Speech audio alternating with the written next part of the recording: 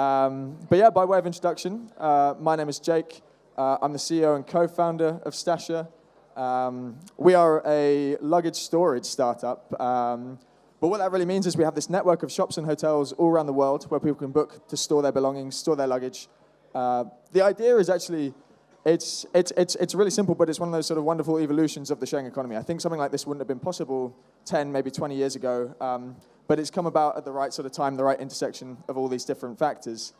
So let me quickly tell you the story about how we were founded. My co-founder, Anthony, used to live between King's Cross and Euston, which are two of the busiest stations in central London. And he often had requests from people asking to leave stuff at his house. And then one day it was me, and I said, mate, do you mind if I leave some bags here? And he made a joke about having to charge me for it. But actually, we sort of realized in that moment, we're like, you know, storage in cities, it's a genuine problem. And at the time, the only solution that was set up to help were the station lockers. Now, they still exist, but they're really expensive, there are long queues, and we just figured we could do something better. So we set up this really simple website where people could book to store their bags originally in Anthony's flat, and then in my flat, and then we added more friends' flats. And then over time, we realized that flats didn't make as much sense as shops and hotels, because shops and hotels already had storage space. They're desperate for ancillary revenues, they have CCTV, and they have reliable opening hours. And out of this, Stasher was born. And we've come quite a long way since those really early days when we stored those bags back in Anthony's flat. We're now live, I think, in 150 towns and cities all across the world. We've stored nearly 200,000 bags to date.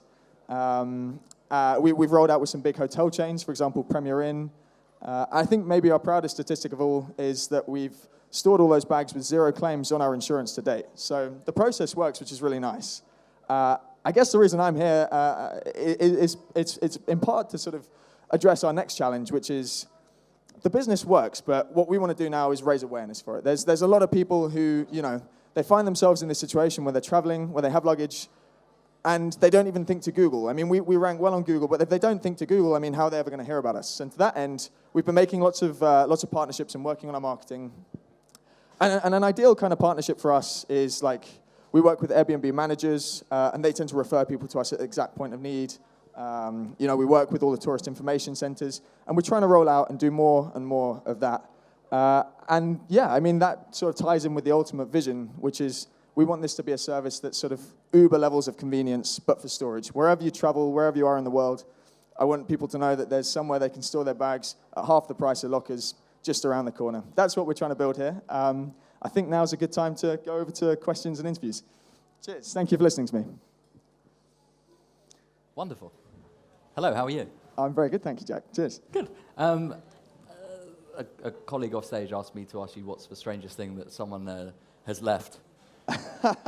but then advised me I shouldn't ask that, but here I am. I've done it. No, that's fair.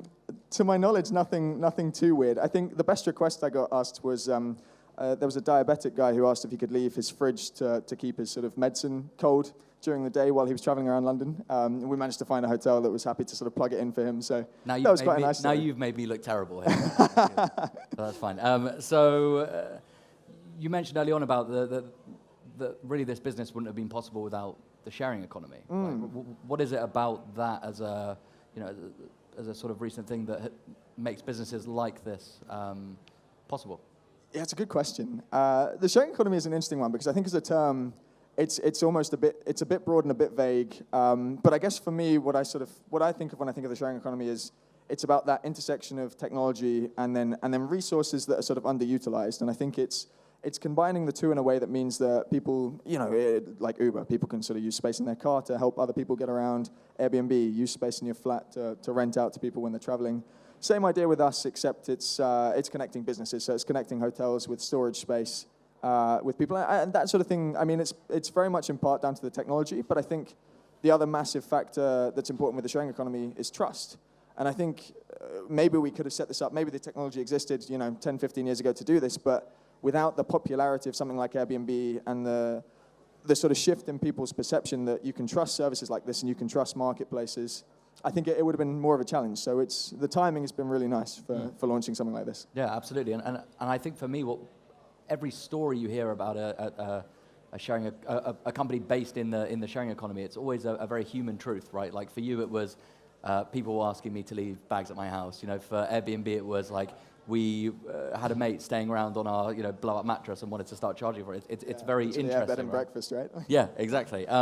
So quite interested to get into the whole infrastructure piece, right? Like you mentioned that you're partnering with hotels and sort of using them as like the driving power for all of this. But like, why have cities historically been so poor for storage? Yeah, I guess I think it's just that rents in cities are really expensive. Like space is at a premium, and traditionally, people have this sort of concept that you need a lot of space to be able to do storage in a meaningful way. You think of like the big yellow warehouses out of town. That's kind of the traditional image of storage. And then station lockers have really sort of been the only thing to plug that gap for like people's short-term demand for storage.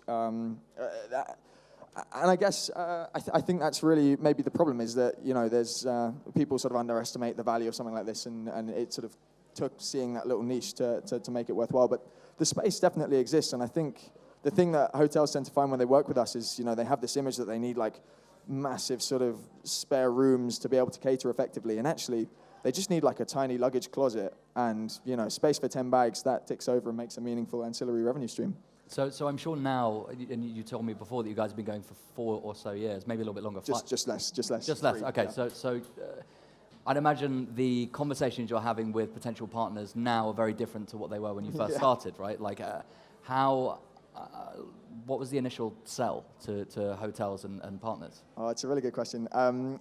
Back in the day, it was actually impossible to get hotels to sign up. I think it took about that first year of getting traction working with shops in order to make it worthwhile. Hotels, it was just too difficult to get a foot in the door and talk to the right person. And then once we'd sort of built the website up to a point where shops were working with us and they were turning over meaningful volumes every month, that was when we sort of suddenly started being able to approach independent hotels. And then when we built up those case studies, we took it to chain hotels, and now we're able to roll out with sort of much bigger hotel chains across London, the UK, and now out into Europe and America. But the conversations always ran something along the lines of, it's a great way to make ancillary revenue. It costs you absolutely nothing. It's literally a way for you to make money. We're talking about entering into a partnership rather than trying to sell you something. Right. It's actually sometimes quite difficult to get that message across quickly enough. As soon as you walk into a shop or hotel, they immediately assume you are selling something, and you sort of have to shift. No, that. I'm trying to help you, right? Yeah, exactly. Yeah. You're like, we are just here it's a partnership, it's collaborative. Resistance, like I said, tended to be around the sort of concept of how much space they needed, and actually once you're able to sort of get them signed on with a trial with like a limited capacity, they just realize, it's really very easy. A cheeky sell we used to make to hotel owners as well was that actually a large proportion of our customer base are Airbnb users. This is a great way to kind of win them back and bring them into your premises. One, make money off them, but two, sort of demonstrate that, traditional hotels have a lot going for them as well. And actually, I think that's something that a lot of them quite bought into as an idea. Yeah, and then I imagine like once you broke through and you had the initial sort of few on board, the selling process became a lot easier. It's a classic sort of snowball effect, yes. Isn't it? It's just, once you got the first few, it becomes a lot easier. But. So for anyone in the audience or at home watching this, what's your advice? I mean, and say people who are like plugging away at their own businesses but are struggling to break through, like what's your advice to them? Oh, it's hard not to say anything too corny like about perseverance and stuff. One of the tricks, I guess this is maybe a more useful thing I can share. One of the tricks that we've used that we found very effective is emailing direct to the top whenever you want anything. A couple of funny stories with this was when we wrote off for our first investment round, we very speculatively emailed the CEO of Big Yellow Storage, just said, hey, we have this cool storage idea, we think you'll like it. Would you be interested could you offer us some advice? And he, amazingly, he read this cold email and he got back to us and he said he really liked the vision and the idea. He ended up joining as our first angel investor. And ever since then, we've kind of used this trick repeatedly. Whenever we've wanted to get in an organization, we've sort of looked around, tried to find an email at the top, and generally, the CEO himself or whoever won't tend to respond. But if they cascade it down to a person who's appropriate to deal with it, that person then receives an email coming from their sort of top line saying, take a look at this. They're going to do it, and it's genuinely it's a trick that really works. The Big Yellow guy, we found his email on something called ceoemails.com. So there's a lot of good stuff out there to a fine line between trickery and deception. But no, that's fine. Look, last question. I mean, there are tons of brands and advertisers and marketers here at Advertising Week. What's your message to them? good question. I haven't really thought through an answer to this one. I'm talking more in terms of like partnerships. Partnerships, yeah.